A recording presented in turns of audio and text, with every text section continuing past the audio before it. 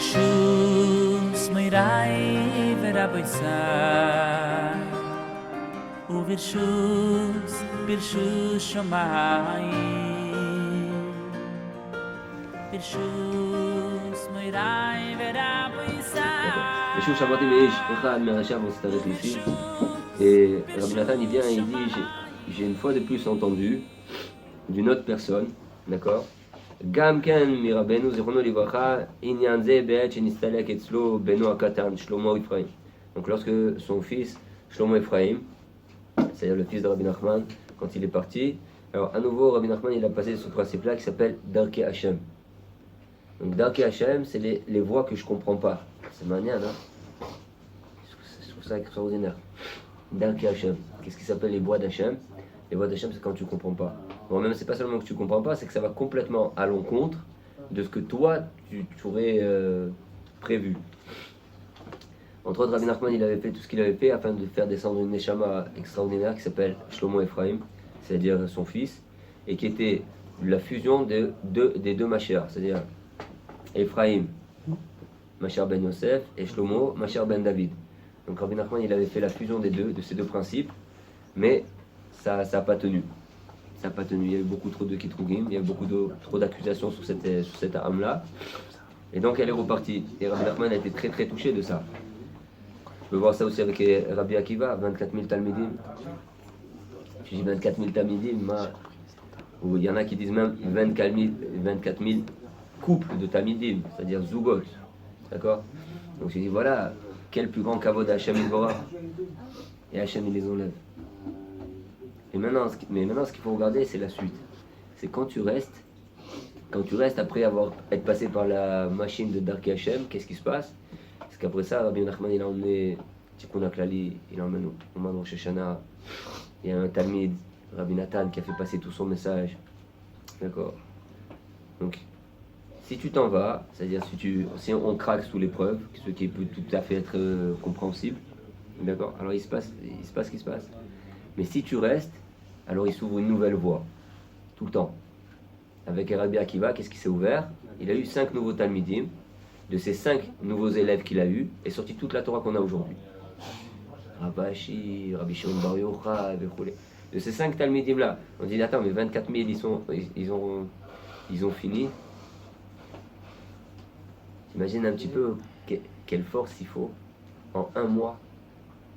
Ça veut dire à peu près 700 Talmidim par jour, 800 Talmidim par jour, qui meurent comme ça.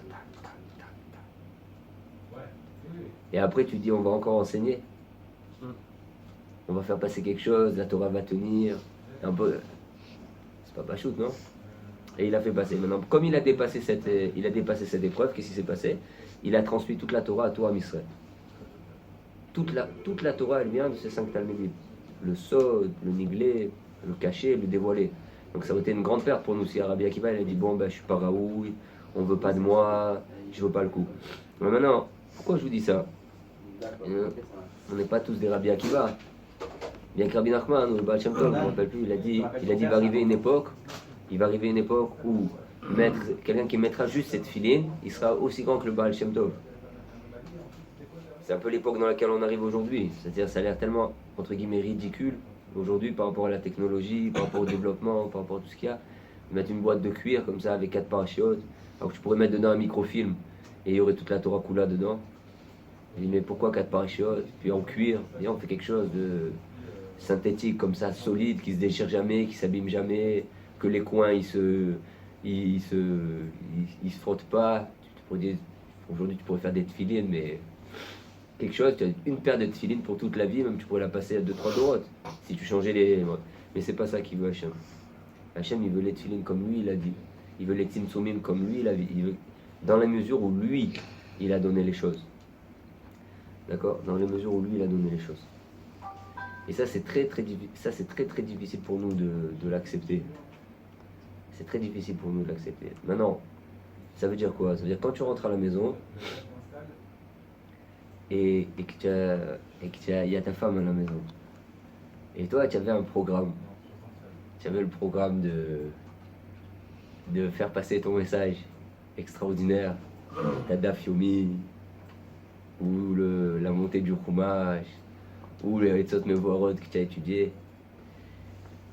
Et en fin de compte, tu te retrouves avec la petite qui vomit son lait dans la main gauche, et l'autre qui vient et qui a besoin de te raconter qu'aujourd'hui il a fait Messibat Rumash, Messibat Otiot, donc il a besoin de tout, que tu lui donnes du kavod, parce qu'en plus tu as oublié de le mettre en habit de Shabbat aujourd'hui. Donc il est arrivé comme un jour normal, alors que c'est Messibat Otiot, c'est la fête, ils ont fini de faire toutes les lettres, donc ils sont tous venus en Shabbat. Donc il faut que tu lui donnes encore plus de kavod. Et pour finir l'histoire, t'es enrhumé. Alors maintenant, où tu jettes tout?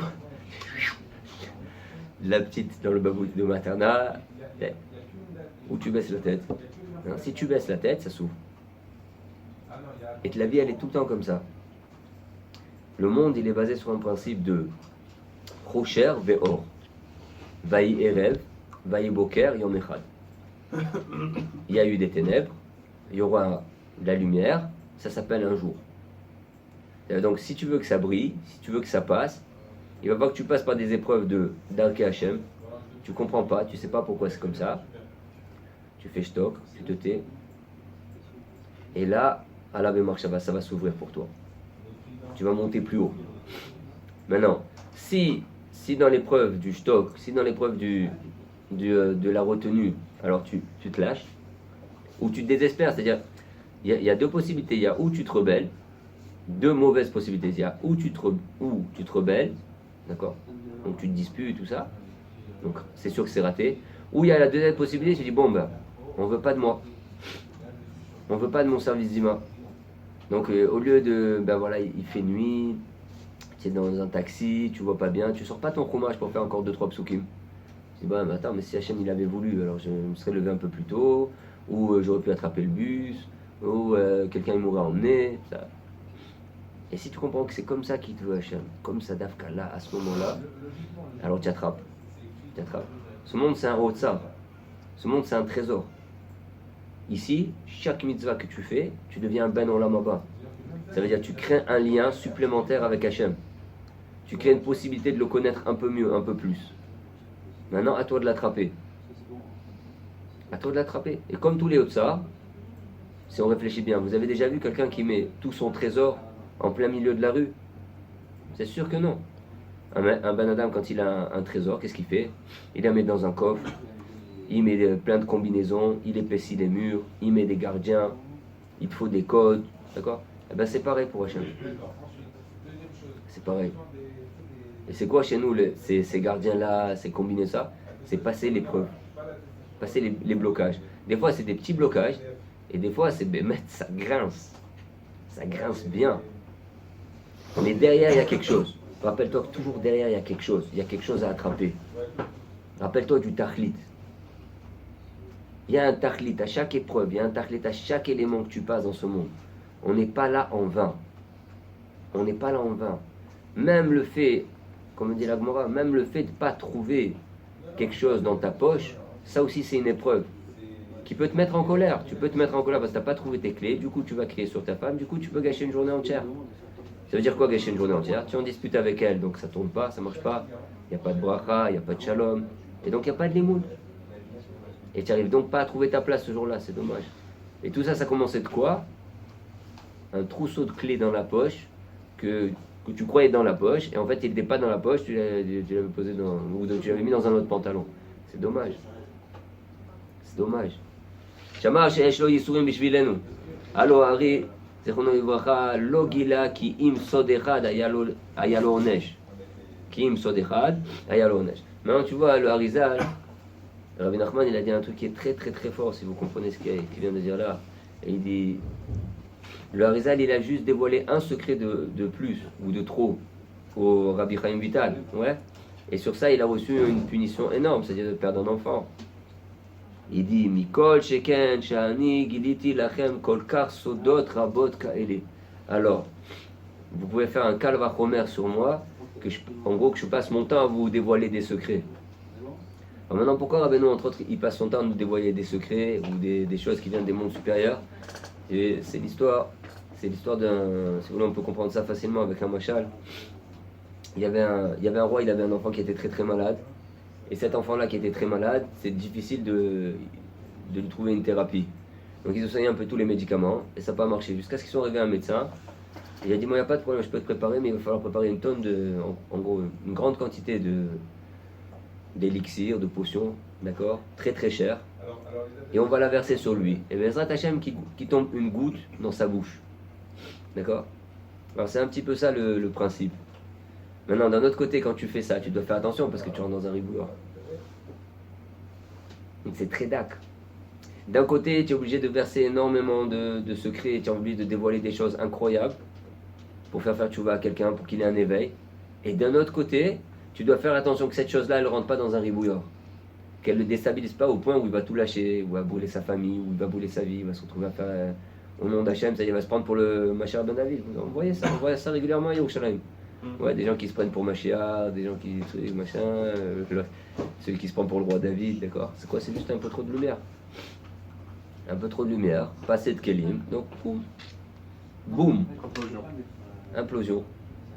Ça peut même ça. Maintenant, ça peut être entre guillemets sympathique, ça peut être rigolo, mais des fois ça peut être horrible, tragique. C'est bon. Maintenant moi sur quoi je voulais mettre insister, c'est d'abord sur ça. C'est. Le Rabbi Rez Moshe Doron, il a dit un dibour nifla. Il a dit, des fois tu viens faire Hitbo des doutes et t'as rien à dire. Il dit maintenant tu prends le même Ben Adam, il rencontre un copain à lui, il peut rester une dizaine d'heures à parler avec lui, et comme on dit en ivrite, les cache-cache. Et et elle a fait ça, il a fait ça, on est allé là, et tu te rappelles quand on était à l'armée, et tu te rappelles. Tu peux passer, maman, je sais pas si vous avez déjà remarqué, malheureusement ça m'est arrivé. Ça m'est arrivé, tu veux engager un dibour avec quelqu'un sur une Torah, sur un truc. Mais par contre, parle du passé, parle du futur, parle de ça, tu peux rester des heures et des heures et des heures à parler, le temps il passe, maman. Il n'y a pas de problème, après la personne elle se lève, elle s'en va, une journée comblée. Alors maintenant, il explique un truc nifla, il dit ça vient du principe de Adam. Dans Adam, il y a deux composantes, ouais. Il y a Dam et il y a Aleph. Ouais. Aleph, Dam. Par rapport à la Torah Vav. J'entends Moshe, c'est un truc nifla meod. Donc maintenant, quelle est la composante la plus importante dans le mot Adam? C'est le Aleph. Comme il dit Rabbeinu, il dit Let Adam Belo Aleph. Et il n'y a pas d'homme sans Aleph. Il n'y a pas. Donc tu ne peux pas écrire le mot Adam sans l'écrire avec un Aleph. Donc Aleph c'est la première lettre de la Torah, le Aleph c'est, Rabbeinu il explique dans Torah Vav, c'est le tzaddik avec le Talmid. Ou si vous voulez plus vaste, d'accord, les mondes supérieurs, Hachem, la Rouchaniout et Olam Hazeh. Comment on va faire descendre du haut vers le bas? Donc en fait tout le principe d'un homme, c'est quoi un homme? C'est quoi la grandeur d'un homme? C'est que du fait qu'il est fait de Olam Haba et de Olam Hazeh, c'est-à-dire il est fait des mondes supérieurs, c'est-à-dire son âme, et il est fait de Olam Hazeh, c'est-à-dire son gouffre, il a donc la possibilité de faire descendre des choses extraordinaires dans ce monde. On peut prendre cette matière, on peut prendre ce monde et l'élever. Donc l'essentiel d'un homme, c'est pas le dam, c'est pas son corps, c'est pas la matière, c'est le Aleph. C'est-à-dire c'est le Kesher qui va établir avec le divin, d'accord? Avec tout ce qui est dit dans la Torah, Aleph, d'accord, la possibilité. Maintenant, il dit Aleph, c'est aussi rachetez-vous de quoi? N, lo, P. Il n'y a pas de bouche. C'est-à-dire que des fois tu viens dans la Hitbo des doutes et tu n'as rien à dire. Ça marche pas, ça passe pas. Et il n'y a pas un plus grand bisayon. Il n'y a pas une plus grande honte. Tu viens pour faire Hitbo des doutes. C'est-à-dire il y a une minute, tu étais en train de parler avec ton copain, tu as tenu une série, tu as pu tenir une discussion de 2 heures sur. Même si on parle pas de parler de bêtises, on peut parler de travail. Et voilà, on va faire comme ça, on va aller là, on va truc. Alors peut-être ça va se faire, peut-être ça va pas se faire. Mais pendant 2 heures, tu étais comme ça là, tu vivais la chose. Et là, tu viens de parler de quelque chose qui te tient à cœur. Tu vas te raconter. Bonjour, voilà, Shalom Aleichem, je m'appelle Dan Chaim. Voilà, vous m'avez donné telle et telle caractéristique, voilà ma mat connaître, mon menu dans ce monde, et j'aimerais bien savoir qu'est-ce que je dois faire avec ça. Même ça, tu le sors pas, tu restes assis comme ça, une pierre sur la pierre. Pour ceux qui ont déjà fait de doutes, je pense que vous savez de quoi je parle. Ceux qui ont essayé d'établir un contact avec Hachem plus d'une fois, je pense que vous savez de quoi je parle. Alors maintenant, il dit, c'est justement ça, tout le travail, c'est de sortir de Dame. Dame, c'est tout, c'est ce qui couche dans le monde. L'homme, il est fait de ça. C'est ce qui prend le plus de place. Maintenant, à toi de basculer sur le Aleph. À toi de basculer sur le Aleph, à toi d'essayer. Et maintenant, comment tu vas faire pour établir ça? C'est qu'il va falloir que tu attendes cette situation et que tu la dépasses. Tu t'en ailles pas. Même quand tu n'as rien à dire. Même quand ça s'ouvre pas, tu viens, tu t'assois. Maintenant, si tu arrives à dépasser cette épreuve-là, de Aleph, c'est-à-dire N-Li-P, je n'ai pas de bouche.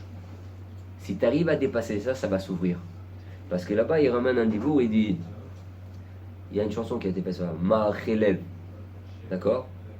Il y a dans un épisode qu'on dit à Yom Kippour, on parle de Ma'achelev, vers Hachem, il est Ma'ane Lachon. Et nous, si toi tu fais Ma'achelev, c'est-à-dire tu horaires ton lèvre, tu prépares ton cœur, et préparer son cœur, c'est-à-dire tu mets déjà dans une situation de je veux recevoir. Tu mets une situation d'attente, même ce qui ne se passe rien. Tu acceptes ce bisayon, tu acceptes cette épreuve-là, que tu viens pour faire de des doutes, pour établir un contact avec ce qui est le plus important dans ce monde, c'est-à-dire ton âme, et que ça ne s'ouvre pas. Si toi tu te mets dans la situation de horaire, j'ouvre, je me prépare. Horaire, ça veut dire aussi étaler. Alors Hachem, il va faire Ma'an et Lachon. C'est lui qui va mettre le dibour dans ta bouche. Qu'est-ce qu'on dit avant chaque Amida? Hachem, c'est Fatay Tiftar. Toi, Hachem, tu vas ouvrir notre bouche. Et alors ma bouche, elle va dire tes louanges.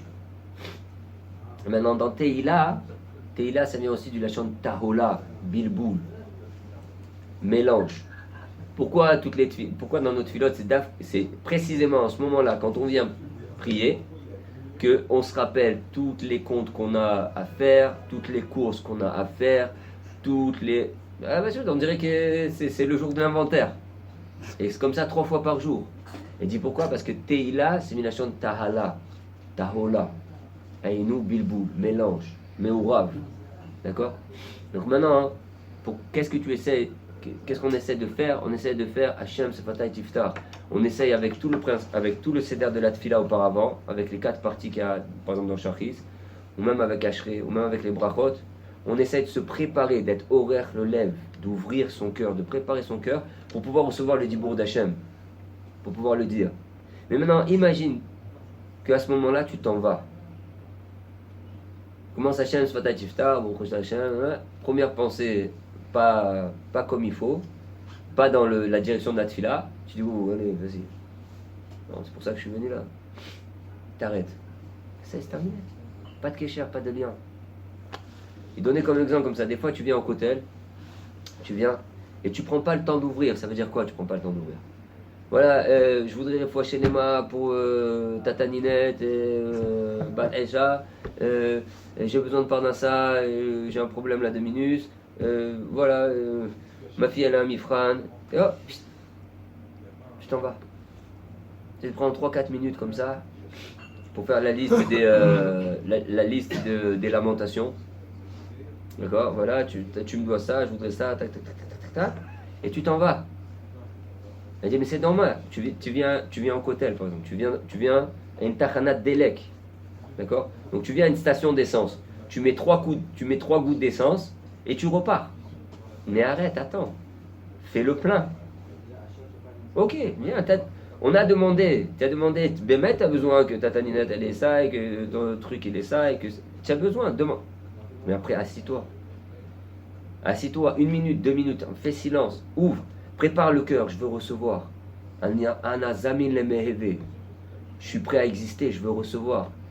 Accepte ce bisayon. Accepte cette honte. Que ça s'ouvre pas tout de suite. Accepte cette honte que tu rentres dans une bête à Knesset. Il se passe rien.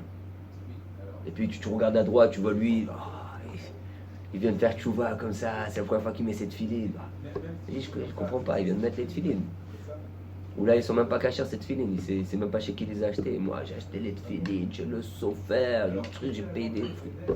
Et lui, il vit la tefila, et moi.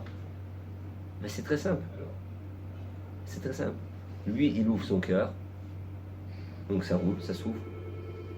Et il accepte sa matzav aussi, il sait qu'il est au début, donc fait pas de compte. Tout ce qu'il reçoit, il le reçoit, il le prend en bélep. Et nous, on est dans les cheshbonot. Tu dois me donner, je dois faire, ça doit s'ouvrir, je comprends pas, je voudrais être. Il dit alors, accepte ça. Maintenant, si tu acceptes ça, tu deviens Adam.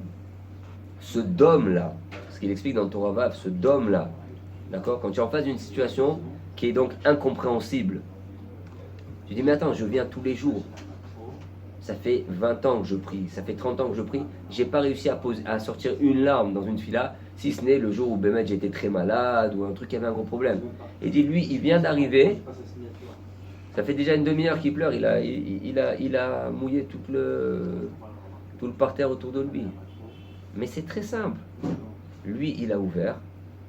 Il a pris le temps de donner son cœur. Et nous, on vient au Stibler. On vient au Stibler. On vient, il faut que ça roule. Il racontait une histoire comme ça. Il disait un jour, il a entendu le Rav Sherter. Vous commencez Rav Sherter. Je suis pas là pour donner un schmout. Si déjà je dois faire de la morale, c'est d'abord à moi. Je suis pas là. Je suis juste. Souvent, on s'en va, ou on s'échappe, ou on baisse les bras pour un truc qui est pas valable, qu'on peut arranger. On peut arranger facilement. Mais maintenant, il faut prendre du temps. Le sod de ce monde, c'est de prendre du temps. Le secret de ce monde, c'est Hamten. Hamten, attends. Tout ce monde, c'est une grande attente. Donc, si tu es pressé, il n'y a pas grand-chose qui va marcher. Regardez la première maseret du chasse, elle s'appelle Brachot. Ouais. Les bénédictions. À peu près vers quoi elle se finit? Kol mishedorek et asha'a, asha dochakto. Tout celui qui veut pousser mamie dans les myrtilles, c'est-à-dire qui veut recevoir quelque chose tout de suite, très vite, eh ben, il s'embrouille dans les ronces. Tout celui qui pousse le moment, il veut que ça arrive plus vite que ce qui doit arriver, alors ça se retourne en mal. Sans rien faire. Tu sais, toi Moshe, Non, je te pose la question. je sais Moshe. Tu l'as tellement entendu de différentes façons. Les auditeurs, les éditeurs, les attachants. Déjà, ça serait bien qu'il y ait nous. Après. D'accord. Le Inan, c'est que jamais l'attente chez Rabbeinu, elle n'a jamais été passive. Et même là, vous ne voyez pas que c'est une attente passive. Vous ne voyez pas qu'à cause de ça, ils se sont arrêtés de faire. Mais je me rappelle un truc. Quand j'habitais dans une maison et il y avait comme ça en bas une cave. Enfin, il y avait un endroit comme ça qui était fermé. Et j'avais un peu peur de cet endroit là-bas. Je faisais le beau début juste à côté, mais là-bas c'était toutes les caves. Il y avait une porte en fer. J'avais un peu peur et ça m'intriguait.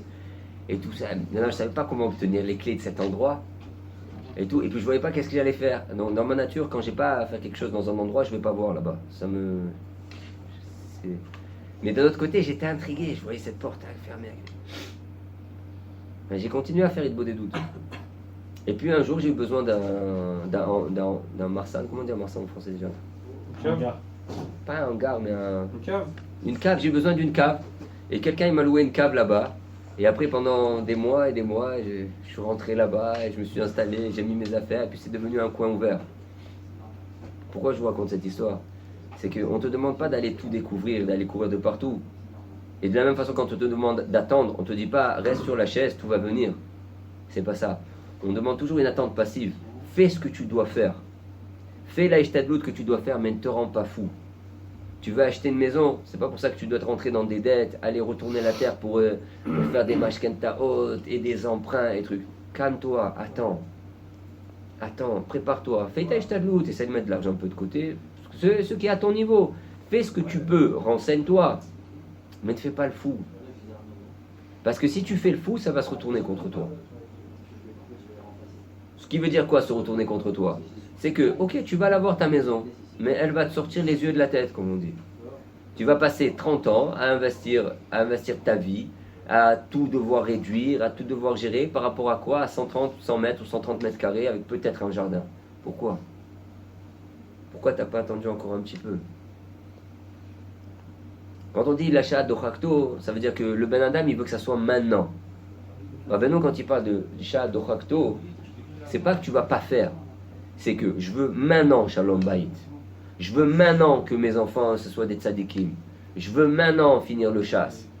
Attends, on commence le chasse. Fais une date. Non, moi je veux finir 7 dapim Beyom. Je veux finir 7 dapim. Je veux la réponse à toutes mes questions. Je vais voir un rave. S'il répond pas, je fais pas de tchouva. Tout de suite, je veux qu'il me dise. Je veux qu'il me dise quel neshama je suis. Je veux qu'il me dise mon gilgoul. Je veux qu'il me dise qu'est-ce que je dois réparer dans ce monde. Je veux qu'il me dise avec qui je dois me marier. Attends un petit peu, doucement. Et doucement, et accepte surtout que tu ne vas pas tout découvrir. Pas parce qu'Hachem il veut pas te donner, c'est parce que tu n'as pas le da'at. Tu n'as pas les relèques de nefesh, ruach, neshama qui correspondent à ce que tu veux savoir. La reine, tu ne peux pas le savoir. Tu ne vas pas le comprendre. Même si tu l'entends, tu ne vas pas le comprendre comme il faut. Tu veux gérer quelque chose que tu n'as pas les kelim pour ça. Donc qu'est-ce qui va se passer? Mets un enfant au volant d'une voiture, il va la planter, c'est tout. C'est pas shoot. Il va casser la machine. Donc Hachem, quand il te donne pas, c'est parce qu'il veut que tu te prépares un peu plus. Bevada qu'il a dedans, il y a une nishtadlout. Mais Beikar, comment on se prépare? C'est prépare ton cœur et prépare ta tête. Fais de la place dans ton cœur pour recevoir la chose. Ouvre. Un peu de l'écouter de filote sur ce que tu veux avoir. Un peu de télim, un peu d'Ibbo des doutes. Étudie la chose, il y a quelque chose qui ne va pas chez toi. Tu sens qu'il y a une mida qui ne va pas. Tu sens qu'il y a un ossé, il y a un truc chez toi qui est bloqué. Tu voudrais arriver à un poste, tu voudrais quelque chose qui s'ouvre, tu voudrais avoir plus de temps pour étudier. Je sais pas, ce que tu peux. Il y a un truc qui est bloqué. Au lieu de, comme on dit, trépigner sur place comme ça, de taper des pieds. Ma femme, elle n'est pas comme si. Mais va faire des cours de Shalom Bayit, pose-lui des questions, demande-lui. Ok, alors il va avoir des allures. Des fois tu vas avoir un peu de patience, tu vas écouter ce qu'elle dit. Des fois tu vas pas avoir de patience. Mais l'un dans l'autre, écoute ce qu'elle dit. Prends un truc, allez. Fais comme elle fait une BMA Kshera. Qu'est-ce qu'elle fait une BMA Kshera? Elle prend la chose, elle l'avale. Elle ingurgite. Donc elle se le prend. Paf, Après elle le régurgite et elle le remange. Ça veut dire quoi? Ça veut dire encaisse. Autant que tu peux encaisser. 30 secondes, 1 minute, 5 minutes, 15 minutes. Encaisse. Après, dégurgite la chose. Rumine. Mais rumine dans le bon sens. Pas comme eux ils disent ruminer là-bas. Ruminer. C'est il m'a fait, il m'a pas fait, il m'a dit, il m'a pas dit. D'accord? Et là tu seras rémunéré. D'accord? Et là, tu seras rémunéré. Si on comprend ce principe, on règle tous les problèmes de notre vie. Si on comprend ce principe-là, que tout ce monde-là, il est basé sur l'attente, mais l'attente active, d'accord? Et qu'il y a Darki Hashem, donc il y a des choses que tu ne vas pas comprendre. Et des fois, tu vas vouloir faire des choses bien. Pas des fois, en vérité, on veut toujours faire bien. Ouais? On veut toujours faire bien. On voudrait quoi? On voudrait que tout le monde puisse se marier le plus tôt possible. On voudrait que tout le monde ait des enfants en bonne santé. On voudrait être de bons maris, comme nos femmes elles le voudraient. On voudrait qu'elles soient des bonnes femmes, comme nous on voudrait. On voudrait avoir de la bonne parnassa. On voudrait pouvoir étudier. Et puis on peut un peu aussi profiter des cache-routes de ce monde. D'accord? Rouler. D'accord? On voudrait. Elle dit, mais il y a juste un petit truc que tu as oublié là. C'est que c'est pas le monde des bisounours ici. Eh non, c'est pas le monde des bisounours. Ici, c'est un monde dans lequel tu viens être métaken ton effet. Ici, tu viens réparer ton âme. Donc réparer mon âme, ça veut dire que il y a des choses chez moi qui sont déjà arrangées, avec lesquelles je suis venu déjà arranger, donc ça roule. Et il y a des choses que j'ai pas encore arrangées, donc elles roulent pas. Et donc tout mon travail, comme il dit Rabbeinu, quand il y a 2 mitzvot équivalentes qui se présentent à toi, d'accord, fais celle qui est la plus dure pour toi. et que tu as le temps à l'intention étant de, quand il y a deux mitzvot équivalentes et que tu ne peux en appliquer qu'une seule, tu peux en faire qu'une seule des deux, fais celle qui t'est le plus dur à faire. C'est-à-dire qui te demande le plus de travail sur toi-même. Parce que c'est celle-là que tu es venu réparer, c'est cette chose-là que tu es venu réparer. La chose qui est facile pour toi à faire, ça veut dire que tu l'as déjà arrangée. Il y a des gens, c'est des grands balais de tzedaka.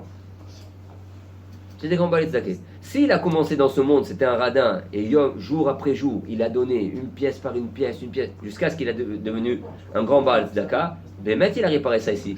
Mais s'il est khatrila, depuis qu'il est dans ce monde, depuis le départ, depuis la petite école, déjà il partageait son casse-croûte avec ses élèves, et quand il avait une tablette de chocolat, il distribuait à ses copains, t'es pas là pour ça, c'est pas ça ton problème. Et quand par contre tu veux travailler cette mida, quand est-ce que tu vas la travailler?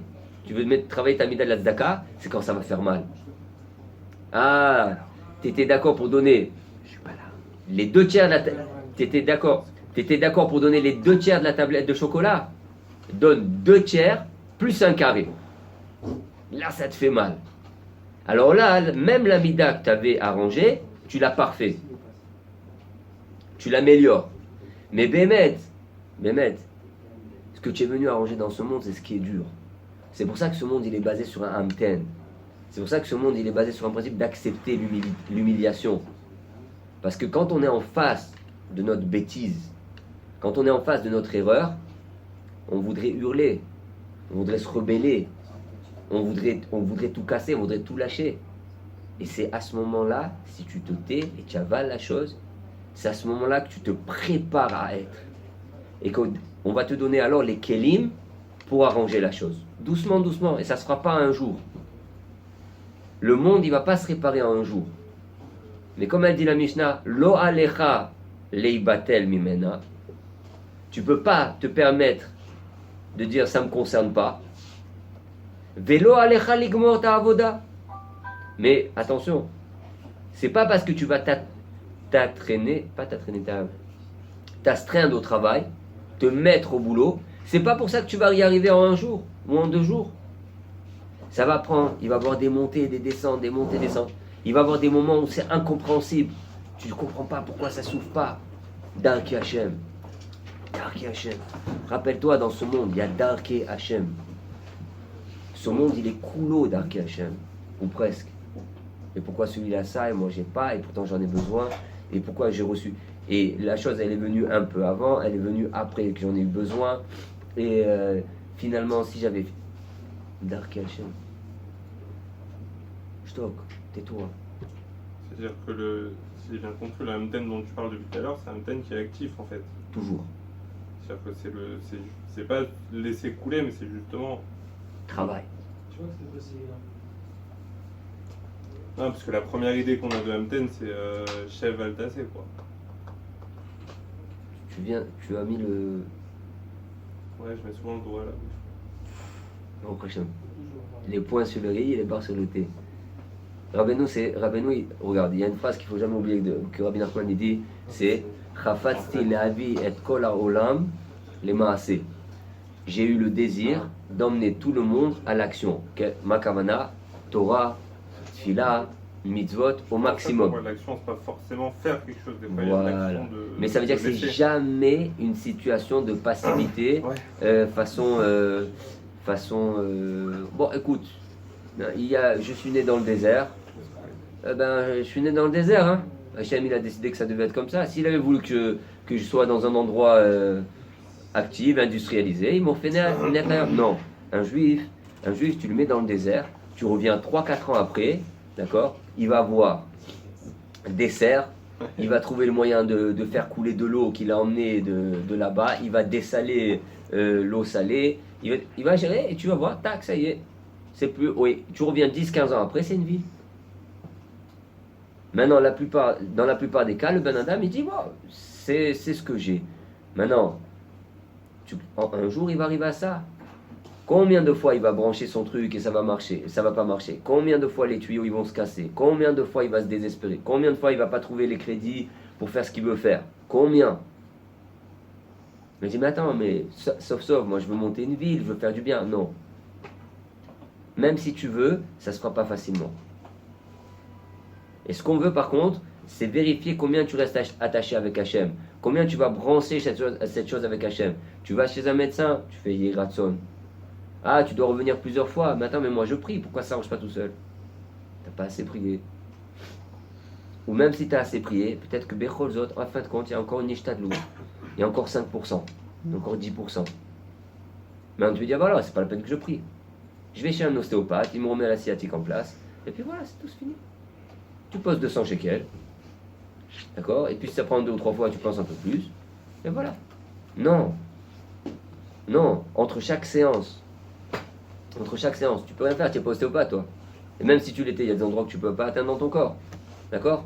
Entre chaque séance, avant, après, pendant, tu pries, tu donnes la tzedaka, tu cherches. Et pourquoi j'ai mal à cet endroit? Qu'est-ce qu'il veut me dire, Hachem? Qu'est-ce que je viens de faire avec mes pieds? Qu'est-ce que ça veut dire? Juste en plus, tu tombes dans les parachutes de Yaakov, Avinu. Où Yaakov Avinu, il a été frappé à la hanche.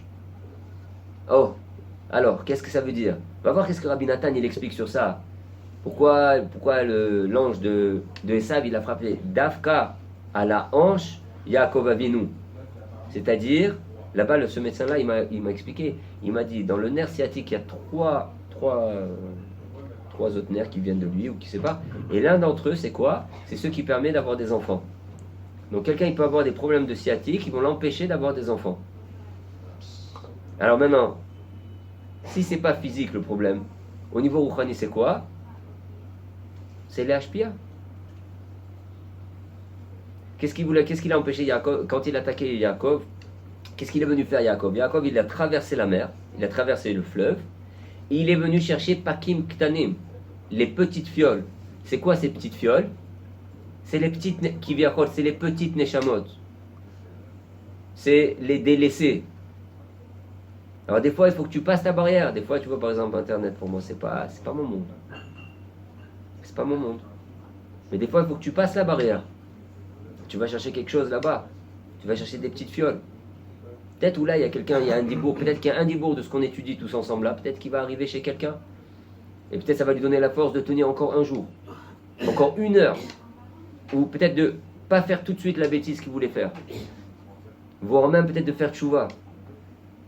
Mais ça, c'est pour le Yetzer Hara, c'est un truc inacceptable.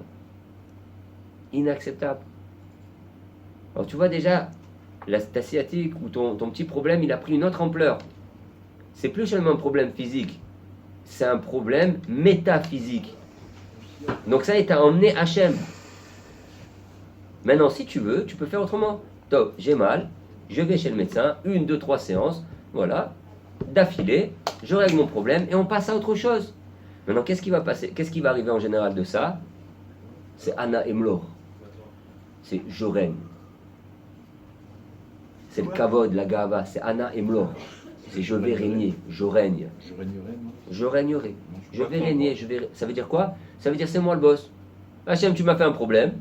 J'ai les moyens tout de suite de le régler. J'en ai rien à faire de ce que tu veux me dire. Tu rentres pas dans mon compte.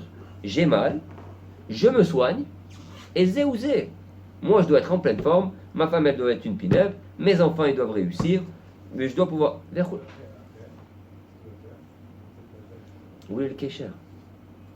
Et tout ça, ça vient que d'un truc. Ça vient que d'un seul et unique problème. Amten. Amten. T'as pas attendu un petit peu. T'as pas attendu. T'as pas attendu, ça veut dire quoi? Attends, qu'est-ce qui se passe avec moi? Je suis une vache qui a marché sur un clou. Alors comme elle a marché sur un clou, maintenant il faut qu'elle aille chez l'autre avec sa tenaille et elle lui enlève. Mais attends, c'est quoi ce truc-là? Qu'est-ce que tu veux me dire? Il y a un kécher, il y a un lien. Ouais, il y a un lien. On attend quelque chose de toi. On veut quelque chose de toi dans ce monde. On veut t'emmener quelque part. Mais pour que tu vois ça, pour que tu vois Darkei Hashem, pour que tu vois, il faut que tu attendes. Il faut que tu prennes du recul. Il faut que tu te taises. Il faut que tu acceptes aussi cette humiliation que tu ne peux pas tout gérer et pas tout intégrer immédiatement. Ce monde, ce n'est pas du réactif immédiat. Ça, c'est le principe de Esav. Ça, c'est le principe de Ésaü. Tout de suite, j'ai faim, envoie-moi un hamburger, je veux un truc, voilà, je vais sur internet, dans les 2 jours je suis livré, tac, tac, tout de suite, tac, tac, tac, tac. Mais le problème c'est quoi? C'est qu'il n'y a pas de compréhension, il n'y a pas de recul. Il n'y a pas de recul. Donc ça va où? Ça va dans le mur. En fin de compte, ça finit avec quoi? Des gens angoissés, des gens dégoûtés, des gens blasés. Pourquoi? Parce qu'au lieu d'essayer de réfléchir à ce qui se passe avec lui, et qu'est-ce qu'on attend de lui, dès qu'il a un besoin ou un manque, tout de suite, le but c'est quoi? C'est de le combler. Tout de suite, donne-moi maintenant, tout de suite, maintenant. Même dans la Rouhaniout, je veux tout de suite, je veux ma Géoula tout de suite, je veux que mon problème s'arrange tout de suite, je veux que tout de suite. Mais si on te donne ça, tu vas exploser. Comme on a dit la dernière fois, si on te donne ça, il viendra une question encore plus grande que celle-là. Il viendra un problème encore plus grand que celui-là. Et ce qui fait que tu vois un Ben Adam, donc il peut avoir tout ce que ce monde il peut lui donner. Là, de l'argent, une maison, une femme, du caveau, tout ça. Et le bonhomme, il n'a pas envie de vivre. Et il prend des médicaments. Et toi, tu le regardes, tu dis, mais attends, mais moi, si j'avais ce que tu avais, mais je serais le plus heureux du monde. Et il dit, mais non. Parce que ce qu'il a, il l'a pris. Il l'a pris de force, tout le temps. Il a pris. Donc il n'a pas pris le temps de construire un cli. Je ne parle pas à tout le monde. Si quelqu'un a pris le temps de passer... Si tu as pris le temps de passer un cli, tu vas voir ce qu'on appelle un vrai riche. Tu vas voir qu'un vrai riche, il ne va pas s'habiller avec un costume en or. Tu vas voir qu'il ne va pas rouler avec une voiture rose, Porsche, dernier modèle. Pourquoi? Il a les mêmes moyens que le nouveau riche. Mais c'est ce qu'il a. Voilà, la différence c'est qu'il a des kélim. Son père était riche, son grand-père était riche. Il vit dans cette opulence depuis longtemps, donc il le vit, c'est sa vie. Il est né avec des kélim comme ça. Donc, comme il est né avec des kélim comme ça, il le gère bien. Il le vit bien. Alors que celui qui est arrivé là-bas et qui n'a pas pris le temps de construire avec Hachem, avec de la Tfila, avec de la Tzedaka, avec du Hamten, est-ce que c'est bien pour moi maintenant? Est-ce que c'est bien pour moi? Est-ce que j'étais en parler à Hachem de cette affaire que je veux faire, de cette chose que je veux avancer? Est-ce que j'ai pris le temps de l'inclure dans le divin, ma chose? Ou stam, j'ai décidé que, donc, Kol Mishedochek et Tasha, Sha Dokakto. Si tu pousses la machine elle va se casser. Ça va jusque-là? Alors, on avance. Very good. C'est bon? Continue un petit peu? Ok, Sirat Kuf Tzadik, d'accord? 190. Amar shekama pamim tsiya le'atmo inane mita, kilu umet mamash ad she'irgish ta'am mita mamash. Donc Rabbi Nachman, il a dit comme ça. Il a dit, quand il est, ça c'était dans sa jeunesse d'ailleurs plus, d'accord? Quand il était enfant, il avait très très peur de mourir. Donc imaginez un petit peu dans la situation dans laquelle il vivait, c'était à me remettre un petit peu le truc. Donc l'Ukraine, la Russie, les pogroms, pas un grand amour des Juifs. Donc c'était pas quelque chose qui était très loin d'eux. C'est-à-dire tuer un Juif, c'était pas quelque chose qui coûtait cher. D'accord? Ok, donc Rabbi Nachman, il avait peur de mourir. Kilou, Oumet, Mamash. Alors qu'est-ce qu'il a fait? Il a commencé à imaginer les tsayer, d'accord? D'écrire Inyana Mita, tout ce qui s'attache à la mort. Kilou, Oumet, Mamash, comme s'il était mort, Mamash. Achirgishta, Mamita, Mamash, jusqu'à ce qu'il a senti, Mamash, le goût de la mort. On parle de quel âge? C'est-à-dire il était déjà, vu ce qu'on dit, il était déjà un Bimé peu... Bacharuto. Les jours de Ça veut dire quoi il avait peur? son adolescence. Non, mais c'est-à-dire quoi peur de la mort? C'est pas... À mon avis, tu as dû ressentir ça, non? Quand tu étais jeune, il y a un moment où on grandit, on n'est plus des enfants. Oui, mais on n'est pas Rabbi Nachman non plus. D'accord, mais nous on n'a pas Donc pris. à son niveau, ça veut Oui. pas la même... Ça a dû être. Comment ça veut dire quoi peur de la mort? D'abord, lui à ce moment-là, c'est pas Rabbi Nachman de la fin, c'est Rabbi Nachman dans sa jeunesse. Justement, c'est les fondations. Peur de la mort, ce est-ce que qu'il ça est veut. aujourd'hui. Peur de la mort, là, de ce que je comprends, c'est pas peur de la mort, rendre des comptes, c'est pas chut, mais pas tout, le passage de ce monde-là à la suite du programme. Tu comprends? Ça, tous les tzadikim, tous les tzadikim travaillent toute leur vie pour ce jour-là. C'est-à-dire, soit Adme Avesrim, Justement, les peur Adachem, de il va pas venir avoir Mashiach, fait tout ce qu'il faut pour être... peur pour de pas avoir avoir du fini Yishou, son taf, quoi. voilà. pour avoir fini son taf, mais même Bepach toutes. Comment il va vivre ce moment-là? Je sais que c'est des sirotes, Stam. Je sais que c'est une sira, ça, qui déplaît aux gens. Parce qu'on voudrait, et en particulier dans Breslev, d'accord? Breslev, c'est la simra, Breslev, c'est les danses, Breslev, c'est au moins de Rosh Hashanah avec comme ça 80 000 personnes qui disent Tikkun Klali. Breslev, c'est la Torah Mitfila, c'est aller faire une des doutes, crier dans la forêt, c'est les migrés, d'accord? Ok, tout ça. Il y a ce côté-là, c'est vrai. C'est vrai, mais maintenant, Rabbeinu, c'était pas, encore une fois, c'était pas le monde de Mickey. C'est pas le monde de Mickey. Pour que tu vives une vie pleinement dans ce monde, il faut que tu sois prêt et que tu aies conscience qu'il y a une fin, il y a un tachlit. Donc, un tachlit, ça veut dire quoi un but? C'est qu'il y a un début, il y a une construction et il y a une fin. Donc là, on parle de Yemé Bacharuto, donc ça veut dire dans 15 ans, comme ça, je pense, 12, 13, 14 ans. Bacharuto, quand il était. Maintenant, lui, Rabbi Nachman, c'est pour que là, il était déjà donc marié aussi. À 13 ans, ils étaient mariés. D'accord? Il y a que c'était encore un peu plus tôt que 13 ans, donc je sais pas, je peux pas te dire. Mais en tout cas, là, il dit, dans les commentaires, il dit il avait Pachad Gadol, dans la Sikha Nun Zayin, 57, on a vu, il avait une très grande peur de ce moment. D'accord? Maintenant, regarde le Etza extraordinaire qu'il te donne. Kiilou, il dit Gamani Shamarti Shama, Shebime Neorav, donc dans ces jours d'adolescence, Ayam Etzayer Leatzmo Mitato de Yifku Alav. Et entre autres, par exemple, il se décrivait comment les gens ils allaient pleurer sur lui quand il allait partir. Vetzer Leatzmo Hetev Kol Inyana Mita. Et il a décrit à ses yeux, d'accord, tous les éléments, toutes les facettes de la mort, c'est-à-dire le départ de l'âme, comment on allait le veiller, comment on allait l'enterrer. C'est-à-dire, il s'est imaginé là-bas. Il a dit, c'est un vrai travail, c'est une melacha de s'imaginer ça. Alors maintenant, quel est ça tu sors de là?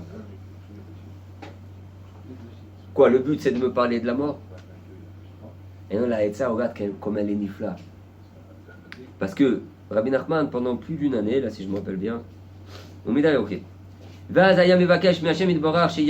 dans les commentaires sur la Torah, sur cette sikha-là. D'accord? Donc, il avait, Rabbi Nachman, dans cette sikha-là 57, qui est liée à cette sikha 190, ok? Il dit, donc Rabbi Nachman il s'est mis à prier. Il s'est mis à prier pour pouvoir mourir en Kiddush Hashem. Ouais. Valar baiser zman rav. Et il a fait ça un long moment. Ve'eno zocher kama. Il ne se rappelait pas comment. Avalze ou yodea shaya zman gadol. Efshar shana. Il est possible qu'il a prié comme ça pour mourir en Kiddush Hashem une année entière à peu près. Jour après jour. Shalar baiser ou bikesh tamid alze. Qu'il a à chaque fois demandé sur ça, qu'il puisse avoir le mérite de mourir en Kiddush Hashem. Velo haïta sikha ou tfila chez l'obikesh, alze chez istalek al kiddush Hashem. Et il n'y avait pas une sikha, il n'y avait pas une discussion avec Hashem, une bonne doute, ou une tfila, où il n'a pas demandé le mérite, d'accord, d'avoir le mérite de s'en aller en kiddush Hashem. Umi godel pachado veirato az miamita, et donc de la force, de la grandeur qu'il avait, d'accord, de la peur qu'il avait de mourir, d'accord, et de la crainte qu'il avait de mourir. C'était chez lui une Messirut Nefesh, c'est-à-dire que c'était mamash de prier sur ce truc dont il avait tellement peur, entre guillemets, pas pour que ça arrive, mais que quand ça arrive de telle ou telle façon, c'était pour lui, mais inimaginable. D'accord? Al-Kiddush, ok. Ki aya pachado gadol meod, ayan sham d'accord. Alors maintenant, quelle est la Etza que tu sors de ça? Il dit quand il y a quelque chose qui t'effraie, d'accord, il y a un domaine, voilà, commence à prier dessus. Il y a quelque chose qui te fait peur, il y a un domaine qui t'est inconnu, qui te dépasse.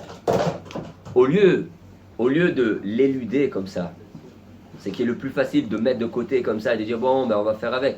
D'ailleurs, au sujet de la mort, vous voyez bien que c'est le domaine que les gens ils essayent le plus d'éluder, surtout dans le monde non religieux, d'accord? Il n'y a pas beaucoup de gens qui viennent aux enterrements, on fréquente pas trop les bêtes kvarot, les cimetières, d'accord? On fait des films avec des gens qui meurent tout le temps, et on les revoit dans un film après, donc tu vois, c'est de la rigolade, hein? Dans ce film-là, il est mort. J'ai combien de vies? Voilà, j'ai combien de vies? Et puis tu as des héros comme ça qui vont, ils font une opération, il peut balancer 30, 40, 50 banadames comme ça avec une rafale. Donc c'est-à-dire, on te dégonfle le truc complètement. Ça devient du cinéma. Mais en fait, pourquoi? C'est parce que derrière ça, il y a une parade, il y a une peur. Mais une peur. C'est tellement il n'est pas capable de l'être avec ça qu'il le ridiculise. Là, on ne te parle pas de ridiculiser la chose. Au contraire, on te parle d'apprendre à la vivre. Il y a quelque chose, il y a un domaine dans lequel tu n'arrives pas, tu voudrais faire du sport. Et tu n'arrives pas, tu as peur de quelqu'un, tu voudrais dire quelque chose à quelqu'un. Tu voudrais vivre une certaine vie. Comment? Et tu t'échappes, tu n'arrives pas à t'accepter, tu n'arrives pas à te révéler. Tu as trop peur de passer ça, tu as trop peur, tu dis j'y arriverai jamais. Commence à prier dessus. Commence à y penser, mais pas y penser de façon négative. J'y arriverai pas, je peux pas. Imagine-toi là-bas. Imagine-toi quand tu réussis. Imagine-toi passer cette épreuve. Imagine-toi toutes les étapes de cette épreuve. Imagine-toi sublimer cette chose. Sublime-la. Tu pries. Et tu vas voir que la chose, tu vas la dégonfler complètement. Mais pas dans le mal. Pas tu vas la ridiculiser. Pas avec de la leitsanout, avec de la raillerie. D'accord? Tu l'appréhendes moins. Tu vas pas seulement l'appréhender moins, tu vas arriver à la vivre pleinement. Voilà. Pourquoi? Parce qu'encore une fois, maintenant que tu vois le kesher, tu vas faire des kelim. Tu vas pouvoir la recevoir. Parce qu'en fait, qu'est-ce qui nous fait peur? Ce qui nous fait peur, c'est qu'on n'a pas le da'at. On n'a pas le da'at de ce moment-là. Maintenant, si tu veux, tu prends Reshit Rochma, là-bas, il y a ce qui s'appelle Masechet Geinom. Dans Reshit Rochma, c'est un sefer de Moussa. D'accord? Que Rabbi Nachman a beaucoup recommandé. D'ailleurs, il a dit que ce livre-là, il l'avait lu un nombre infini de fois. Et il y a même, j'avais entendu, si je me rappelle bien, de Rav Avraham Weissenler, il avait dit que c'est une ségoula pour la Yirat Shomayim. Mais c'est un livre qui te met en face de réalités qui sont fortes. Les étels. D'accord? Donc regarde le Etza qui te donne là. Ne fuis pas ta vie. Ne fuis pas les choses qui te font peur. Ne les élude pas. Ne les mets pas de côté.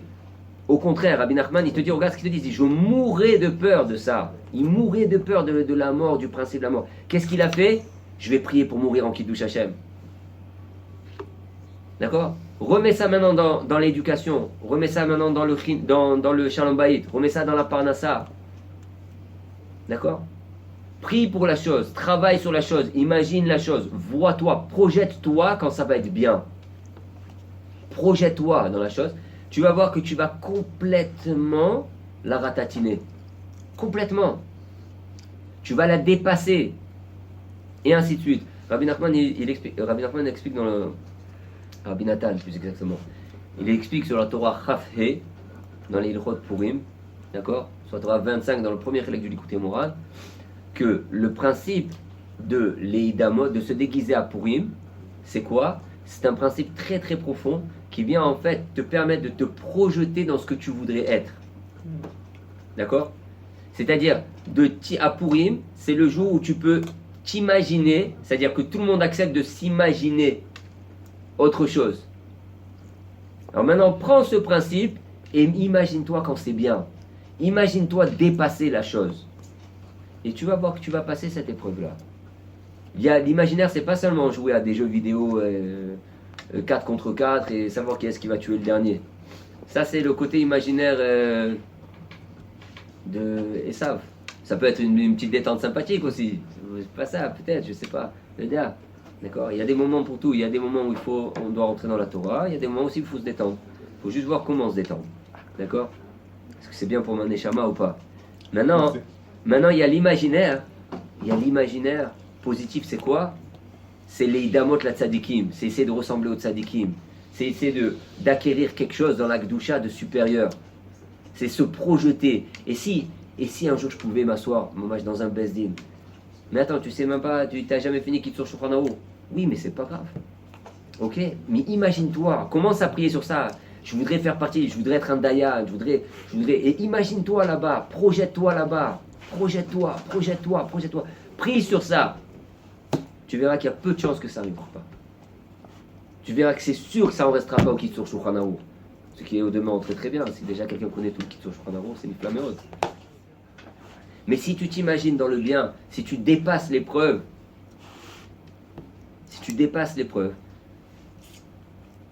alors là, ou plus exactement, revenons. Pour dépasser l'épreuve, Rabbeinu il vient te donner un moyen extraordinaire. C'est pris sur la chose, rentre dans la chose. Rentre, ne fais pas que contourner. Passe pas ta vie à fuir.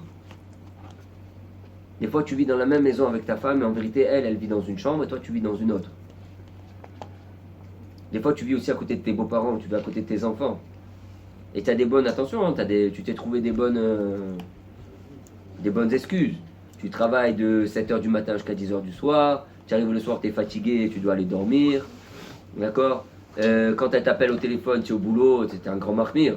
Ah, tu veux pas voler ton patron, tu peux pas parler plus de 20 secondes. D'accord. Par contre, quand ton copain il t'appelle pour te parler des vacances au ski qu'on va aller faire, alors là, Et détend. il y a plus de temps déjà. Hein, c'est plus détente, le temps. Pourquoi c'est comme ça? C'est parce que tu fuis. Maintenant, ce qui va se faire, c'est que tu vas te prendre un coup de batte de baseball. Il y a pas de, c'est juste une question de temps. Mais le truc, il va revenir. Il va revenir. Parce que si Hachem il t'aime pas, tu peux vivre comme ça toute ta vie. Je suis souvent étonné comme ça dans le monde non religieux. Les femmes, elles partent en vacances ensemble, ou elles ont leurs copines et elles font des soirées régulièrement ensemble. Et les hommes, ils font régulièrement des soirées et des trucs et des vacances tous ensemble. Je me dis, c'est quoi ce truc-là? Je veux dire, qu'une fois de temps en temps, une fois par an, tu pars à Oman, tu fais un truc, toi, ok. Mais que le bonhomme régulièrement, il a un truc avec des copains à lui, il part 2-3 jours en vacances, sans sa femme, sans ses enfants. Mais qu'est-ce que c'est ce truc-là? Qu'est-ce que tu as construit? Où il est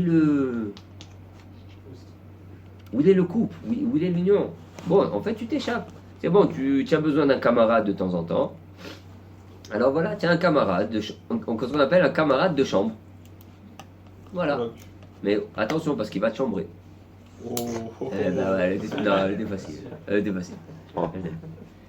Mais chambre, c'est aussi branché. Allez, brancher. Voilà, tu peux choisir. Ou tu peux faire chambrer, ou tu peux te brancher.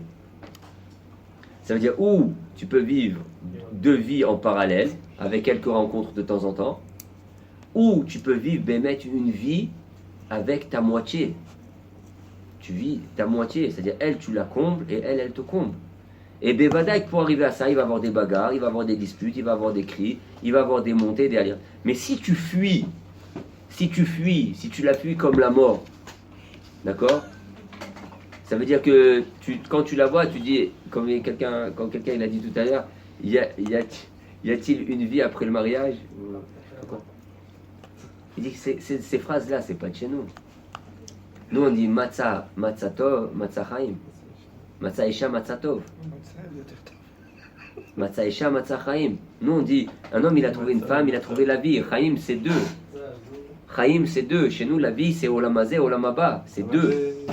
La vie, ça veut dire quoi? Ça veut dire que si tu n'acceptes pas de prier sur ça, sur le shalom bayit, de travailler sur toi, de faire des efforts, d'essayer de comprendre ce qu'elle veut, ça va prendre des mois, ça va prendre des années pour que tu puisses arriver à ce qu'elle veut, ou presque. Ou presque. Parce que la femme, elle représente la shrina. Donc je ne sais pas s'il y a un homme dans ce monde qui peut arriver à combler la shrina. Donc c'est difficile à accepter, parce que moi le premier, tu es là, tu dis, mais attends, on vient d'arriver à faire ça quand même. Déjà dans le plan d'après. Déjà dans le truc d'après. Alors toi, il faut que tu arrives à suivre le rythme. Et tu lui apprends, il faut lui apprendre aussi à la femme un peu à freiner aussi. Il faut apprendre aussi qu'il y a des hamten. Il y a un travail. Mais la combler complètement. Maintenant, le cas extrême de l'autre côté, c'est quoi? C'est tu baises lundi, de toute manière, tu n'es jamais contente, tu fais que des histoires, tu es toujours en train de faire des comptes. Alors, reste-toi avec tes comptes, tes histoires. J'ai pas fait. Tu fais le contraire de ce qu'il vient de dire la Rabbeinu. Il y a un problème. Ne le fuis pas, affronte-le. Maintenant, si tu l'affrontes, ça va prendre un jour, un mois, un an. Tu vas le régler. Il va venir, il va naître une situation, il va naître une solution. Maintenant, si tu le fuis, il va te dégrader, il va te déglinguer toute ta vie. va déglinguer jusqu'à ce que quelqu'un il peut arriver à vivre sous cachet. De peur, d'une peur. C'est une peur incontournable. Regarde, Rabbeinu, là, il te donne un truc qui est aussi très fort. C'est quoi? C'est la mort. C'est-à-dire, c'est un truc que personne ne peut dire, je peux l'éviter. Un homme, il peut dire, je ne vais pas me marier.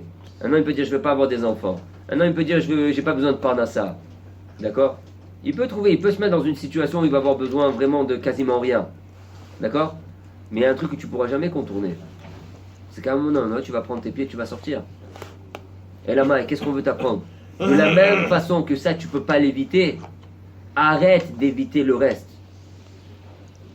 Affronte les éléments comme celui-là. Affronte ta vie, confronte-toi. Et Baruch Hashem, il y a des tzadikim, Baruch Hashem, il y a des etzot.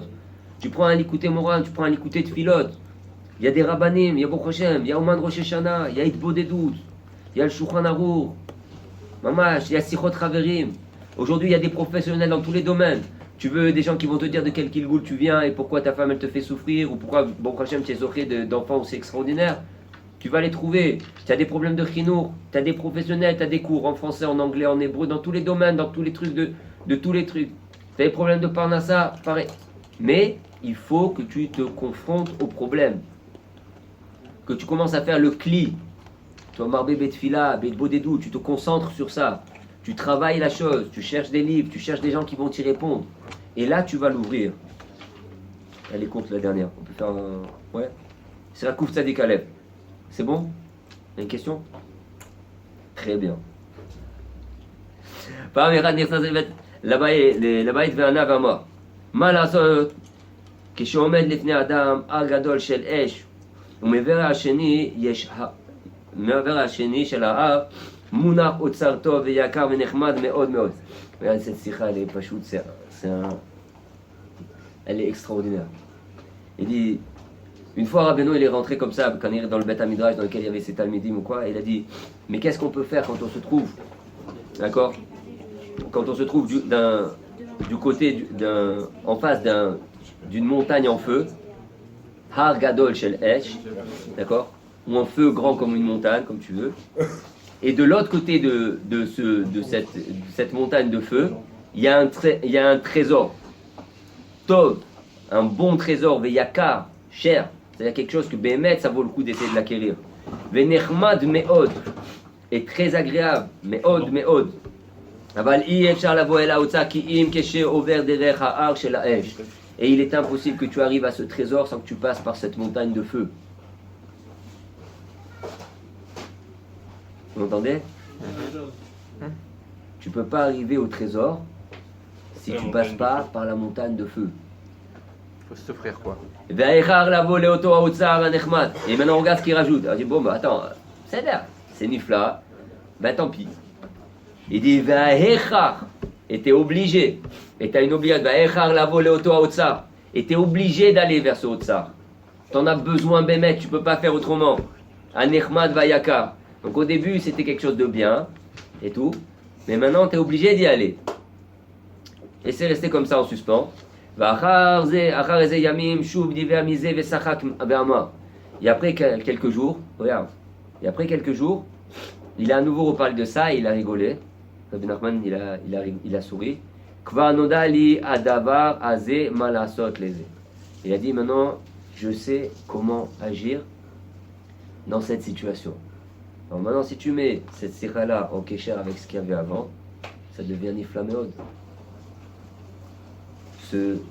Sache que quand tu vas dépasser l'épreuve, par exemple, de la mort, c'est quand cette chose-là, elle va plus te faire peur. Ou plus comme elle te fait peur aujourd'hui en tout cas. Tu vas complètement l'adoucir. Tu vas comprendre qu'est-ce que ça veut dire. Tu vas comprendre vers quoi ça t'emmène. Parce que les Breslavers, par exemple, ils ne parlaient pas de la mort. Ils parlaient du Tachlit. La mort, c'est le passage pour arriver au Tachlit. Aller s'asseoir avec les tzadikim, recevoir sa place dans le Gan Eden. Que tous les secrets et toutes les vérités auxquelles on a voulu accéder dans ce monde, toutes les compréhensions qui nous ont manqué, parce que ce monde il est limité dans le temps, on va pouvoir y accéder. Il n'y a pas un plus grand Gan Eden, il n'y a pas un plus grand plaisir que ça.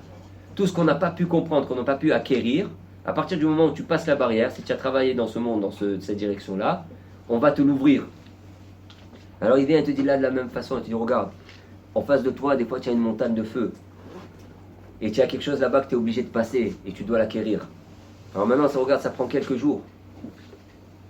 Mais tu peux trouver la méthode. Maintenant, sache que Béchar, tu n'as pas le choix, il faut que tu ailles chercher cette chose-là. Ne crois pas que tu peux t'en passer. Ne crois pas que tu peux te passer de ça. Ne crois pas que tu peux vivre une vie dans ce monde où tu vas être heureux, où tu vas être plein, où tu vas être rassasié et comblé, si tu n'as pas été omed dans les critères d'une vie comme ça. C'est-à-dire les critères de la Torah, les Tariag mitzvot. Ne dis pas les 613 mitzvot et là les 613 conseils. Et sache que tu en as besoin. Et tu ne pourras pas faire fi d'un seul d'entre eux. Si c'est en tfila, parce que tu n'es pas Kohen, donc tu vas prier pour qu'il y ait toujours un Kohen pour qu'il te fasse birkat à Kohanim, et que tu es par là toutes les tikkunim qui se font par le birkat à Kohanim, ou aussi le fait de ne pas mélanger le lait et la viande. Que Hachem, il ne crée pas une situation où ben, il va arriver une erreur. Nous, ça nous est arrivé, par exemple, je me rappelle, au début du mariage avec ma femme. Donc, jeune couple comme ça, on avait invité une bonne partie de nos copains. On avait invité, on a fait un repas comme ça et tout. Et on avait mangé bassari. Et après, on a emmené une glace. Et bon, au Hachem, on avait un ami là-bas. On avait un ami qui était pâtissier. Il fait comme ça, il fait. Il goûte la glace et il dit. Elle est pas parée cette glace. Je regoute. Il dit elle est pas parée cette glace. Alors il dit maintenant regarde, imagine, c'est un gros lachatz. Ça peut être un gros lachatz pour un homme.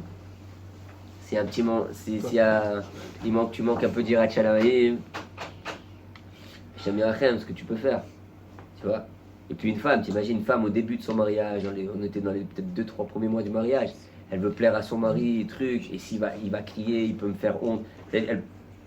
Une femme qui manque un peu d'Irat Shamayim ou qui va prendre d'autres trucs en compte, elle peut facilement craquer. Ma femme, tout de suite, elle est venue, elle me dit regarde, ça. Bon, prochain, on a arrêté les dégâts très rapidement. Mais ça, c'est une montagne de feu qui est en face de toi. C'est-à-dire, le problème, c'était quoi? C'était la vaisselle et tout ça? Non, il n'y avait pas, c'était pas un problème de vaisselle, c'était pas un problème, mais c'était le problème qu'on avait mangé bassari, et à la fin du repas, on a servi une glace, et on s'est trompé. Tu sais, c'est les glaces qui se ressemblent, des fois elles sont parvées, des fois elles sont khalavi, on s'était trompé. Mais t'imagines pour une femme, c'est un truc énorme. Pour un truc, quelqu'un, tu vas prendre un bisayon, il y a 25, 20, 30 copains, toi, qui sont là. Des barbes et des péotes. Non, pas forcément. Mais quand même, des gens chômeurs, Torah au mitzvot, des gens qui te font confiance. Toi, par contre, tu commences à. Toi, tu es en thèse le raredi. Le raredi de l'histoire. Donc, le raredi qui donne à manger. Ça vaut pas, ça, comme on dit, ça vaut pas un radis. D'accord? Elle dit c'est un argadol qu'il y a devant toi. Ça va? Ah ben, bon, là, Bémet, il y a Echar, il y a la Torah, tu vas pas le finir vers le Tien Mirchol, c'est un argadol qui est facile encore à passer. Mais souvent, le truc, c'est quoi un argadol de feu devant toi? C'est quoi? C'est que tu veux maintenant progresser, tu vas avancer dans la voie d'attacher, maintenant tu sais pas, est-ce que je me lance pas? Et dis, sache que Béchar, tu en as besoin. Tu n'as pas le choix dans ce monde de progresser. Maintenant, il y a une méthode facile pour progresser. Il y a une méthode facile. C'est quoi? C'est imagine-toi là-bas. Imagine-toi derrière.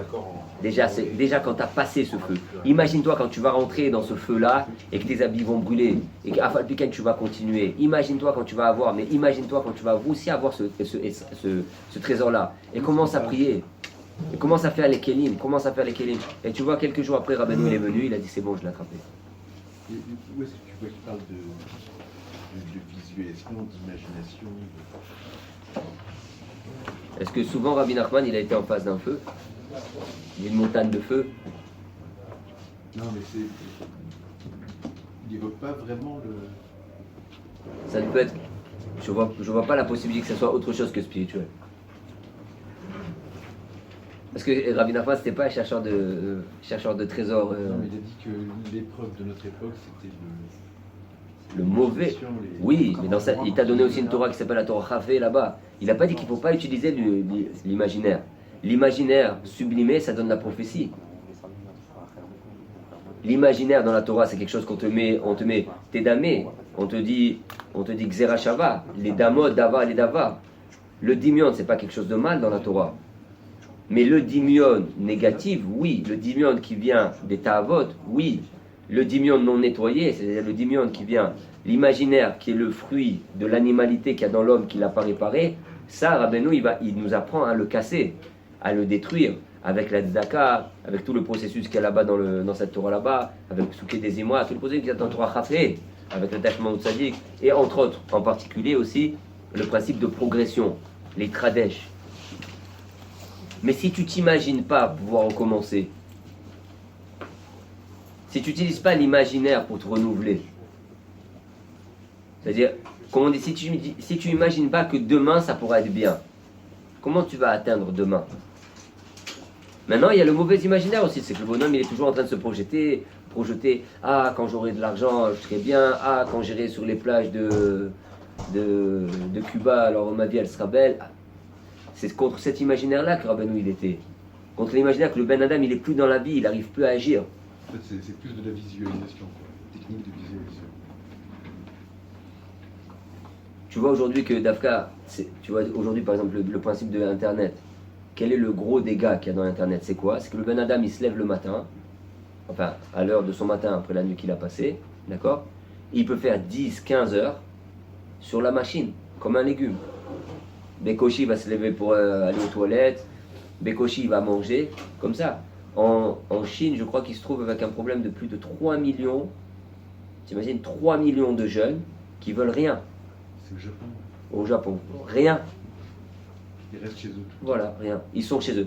Donc ça, si tu comprends la phrase, c'est pour ça que je t'ai rappelé la phrase que Rabbeinu il a dit Chafatzi lavi et kol haolam lemaaseh. Rabbeinu il avait pour but d'emmener tout le monde à l'action. Donc ça, tu peux être sûr que c'est le mauvais imaginaire, puisque c'est un imaginaire paralysant, qui fait que le Ben Adam il a plus de vie. Pire encore, la vie elle devient désuète à ses yeux. Donc c'est certainement pas de cet imaginaire-là. Rabbeinu, de quoi il parle quand il te parle de réparer l'imaginaire? Il te parle de cet imaginaire qui va te permettre de passer des épreuves, de dépasser, de sublimer pour pouvoir progresser. Ok. Baruch Adonai Leolam. Amen. Amen. Shus mirai veraboisai Uvirshus birshus shamayim Birshus mirai veraboisai Birshus shamayim Birshus mirai veraboisai Birshus shamayim Birshus mirai veraboisai Birshus shamayim Nevorech lelekeinu Nevorech ladinayinu Nevorech lemalkeinu lemoyeshienu